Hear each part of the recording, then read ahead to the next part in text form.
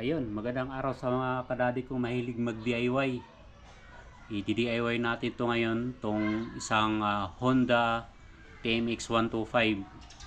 Dahil yung drain plug niya ay lost thread na. Ayan o. Yan, pwede mo na mahugot.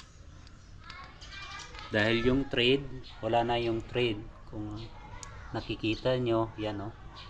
Ubos na yung thread. Ngayon, ang gagawin natin, gagamit tayo ng isang tapered na top. Ito'y tinatawag na NPT, National 5 Thread. So 1/4 NPT ito. Ang thread niya is 18 per inch. Mura lang ang pagkabili ko nito, nasa 150. Pagkatapos, instead na ito yung gagamitin natin, wala na ito. Ito na ang gagamitin natin. Isa ding 1/4 NPT na plug. So pang tubig ito, pero pwede natin ito gagamitin. So ayun, gagawa na natin ng thread.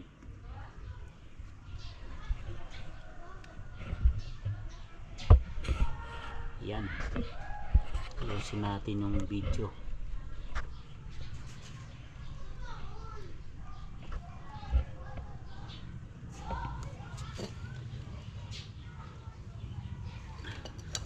Dahil wala tayong top handle, adjustable lang muna ang gamitin natin. So bago yan, lagyan muna natin konting oil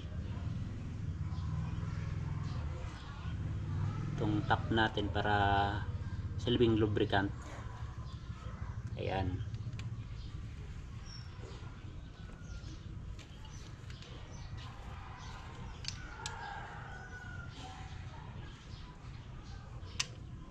Okay. Gumagalaw-galaw ah.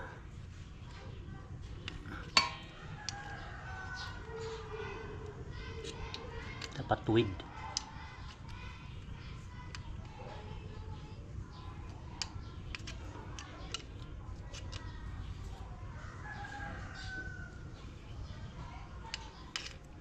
Ayaw kumapit.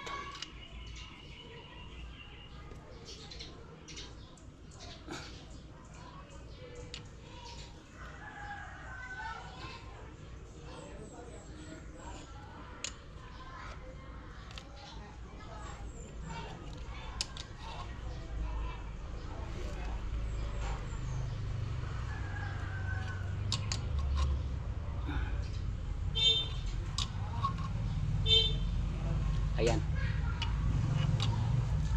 Nandahan na siyang kumapit. Tapos balik natin konti. Diretso naman. Yan.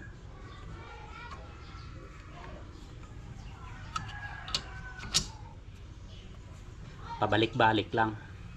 Pagkatapos, para hindi pumasok dun sa loob yung mga metal chip, mayroon tayong vacuum. Iba-vacuum natin.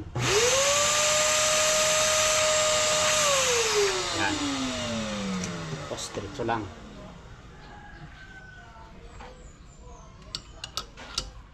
Yan.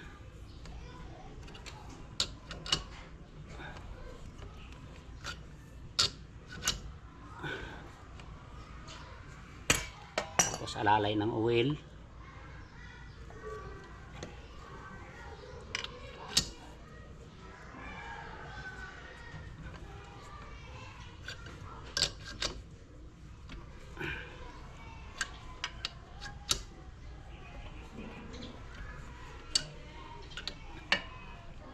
Tignan natin kung anong nangyari. Tanggalin natin.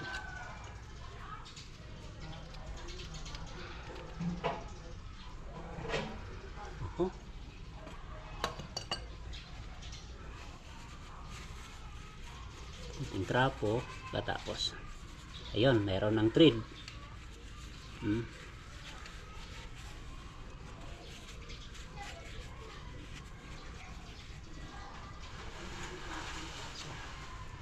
Vacuum natin.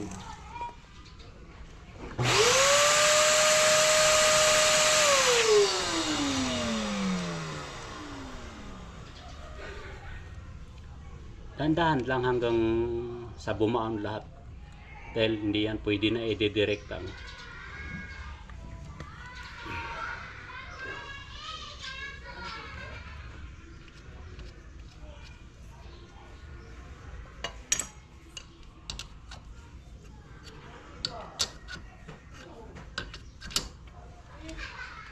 pag stuck pa yung ano mo ha, yung drain plug mo, pwede mo tong gawin dahil yung sa akin stuck pa to eh.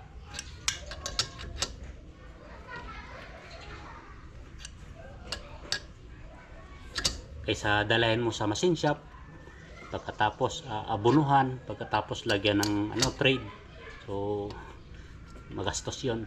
Ito hindi nakaabot ng 300, tapos na yung problema mo, ikaw na lang gagawa, diba? Ganyan lang.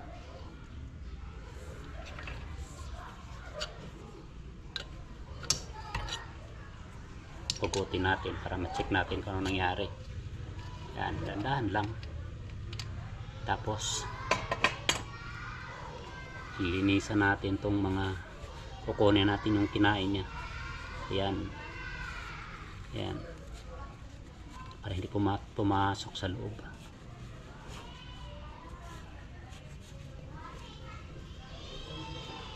Tapos vacuum natin ulit.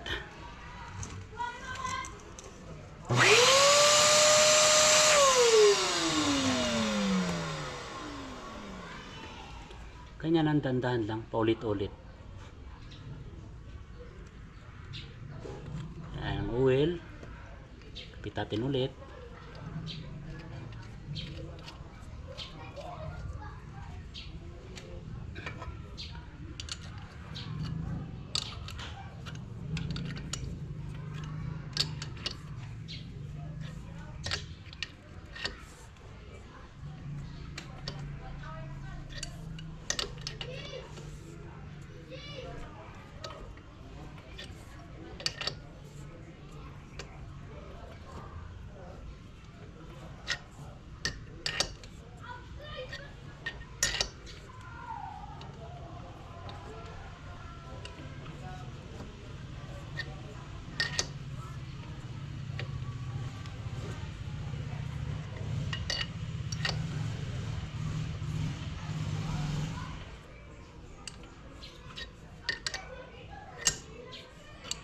Yun, tanggal naman.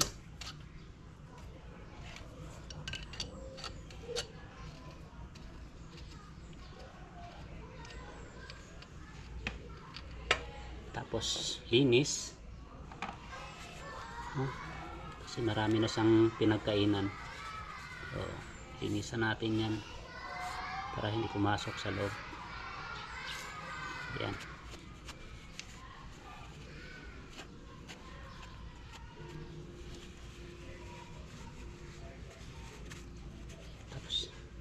Vacuum natin ulit.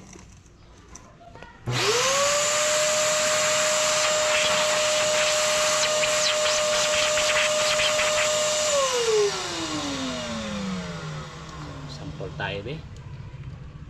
Ayun. Masok na ng konti itong panglagay, pang plug natin.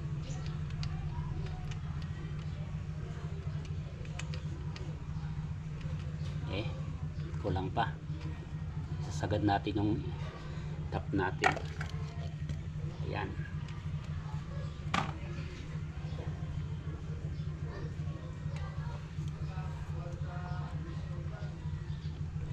Tsaga-tsaga lang.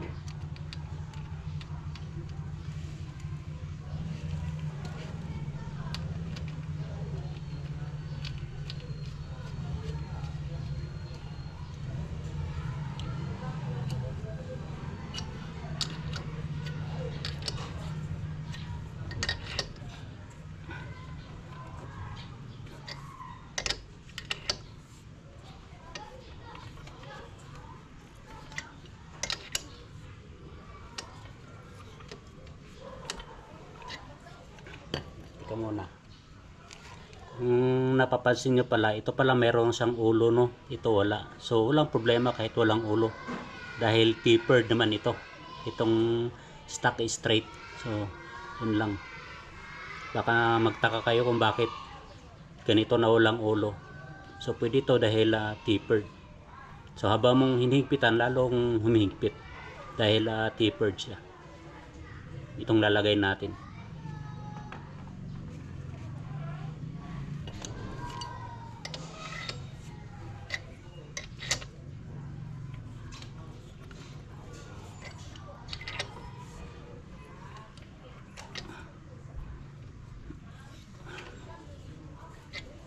Kunat.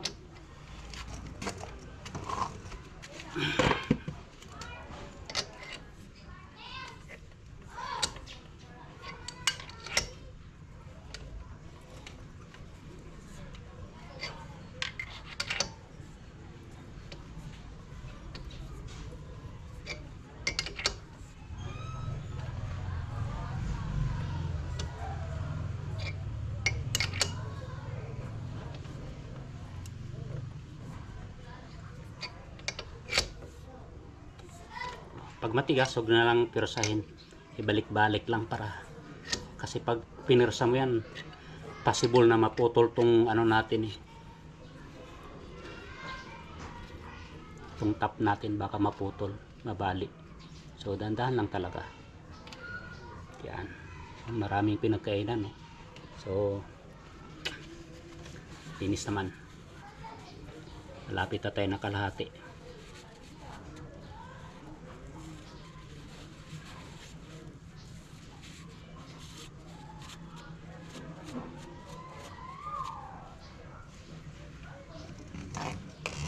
Yung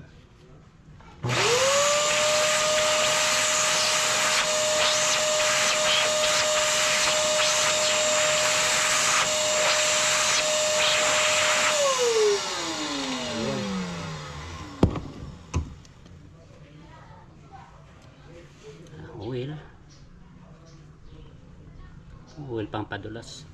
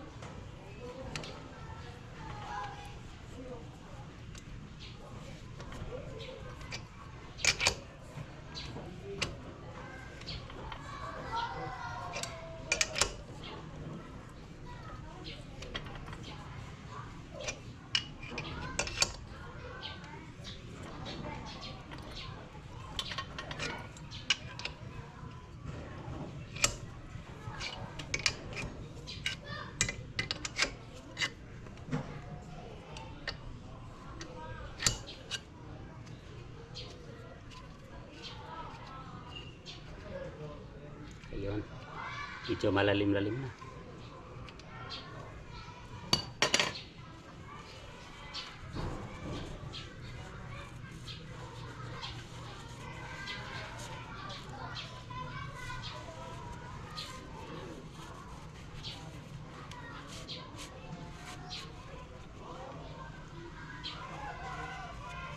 Sarap makuha. Tapos pak naman ulit.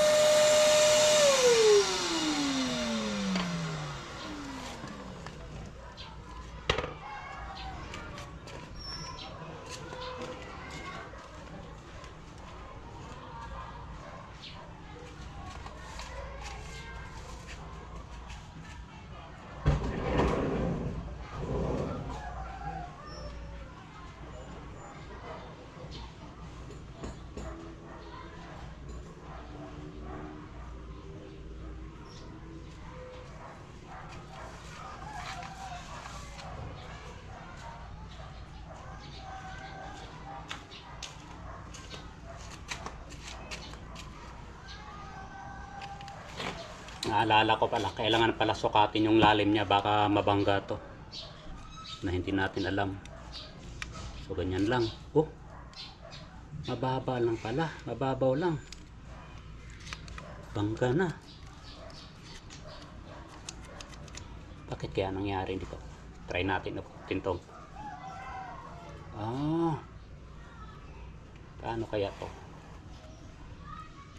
Hindi na to maikot eh. So, kailangan natin na ibaon lahat eh. Baka na bangga to sa singgunyal.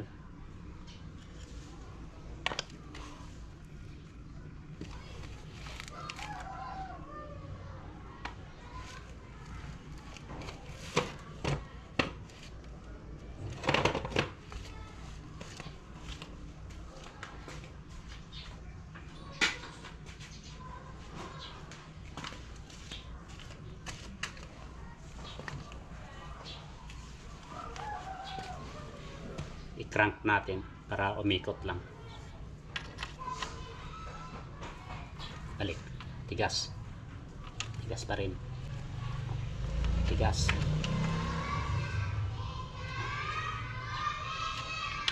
Tigas.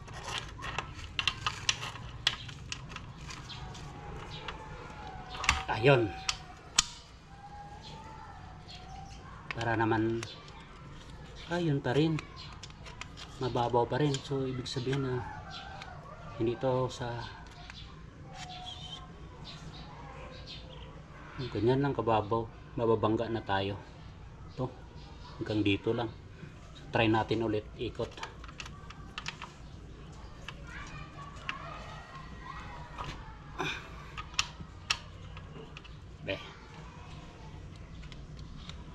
Ayun na, yun na talaga. Hindi ko kasi masilip. So yan na. Yan nakababaw. So, sana yung ano natin top.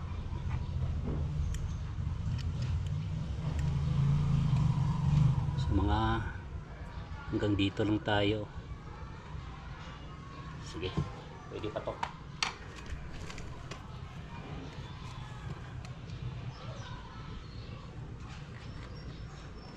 Try kaya natin itong plug natin na ilagay.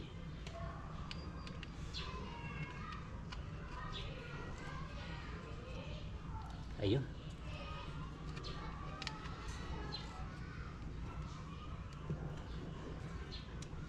Nasa 3 traha pa lang. Papasok. Ulit. Laliman pa natin.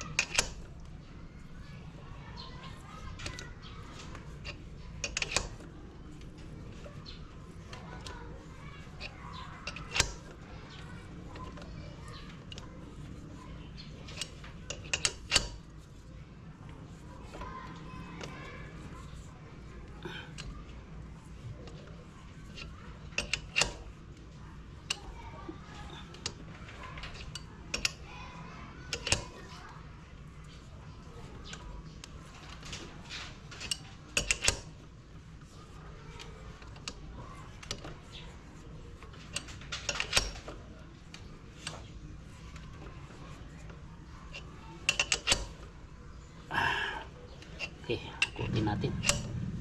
Tandaan lang.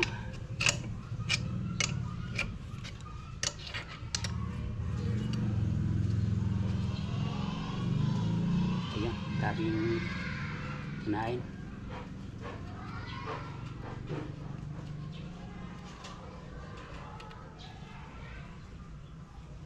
Ayan.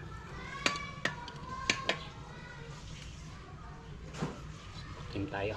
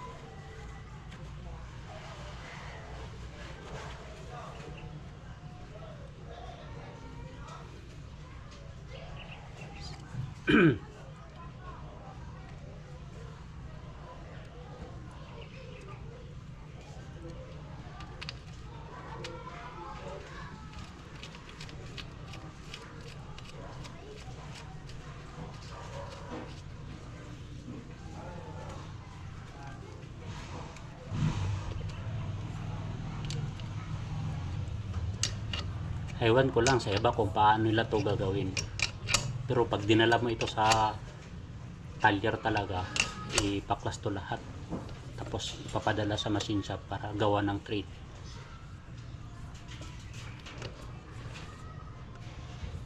Ayun, parang ayaw niya na. Ingat tayo, baka bangga na dun sa dulo. Ayaw niya na pumasok lahat dahil naabot niya na yung pinaka lalim at bangga na. Kaya ingatan natin yung mga ganun. Pag nabangga kasi doon sa loob, mabangga na ito, tapos pipilitin mo, siguradong balik yan. Kaya ingat-ingat lang para wala tayong maging malaking problema. Ayun, sobra na nga eh. Kulang pa. Sakto na.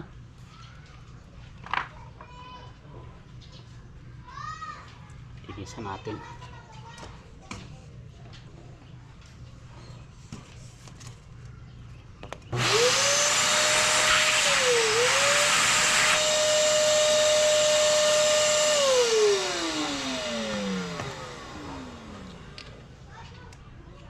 Ayun.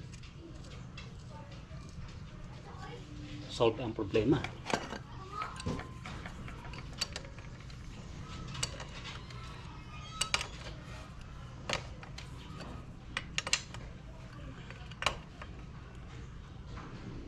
Diba?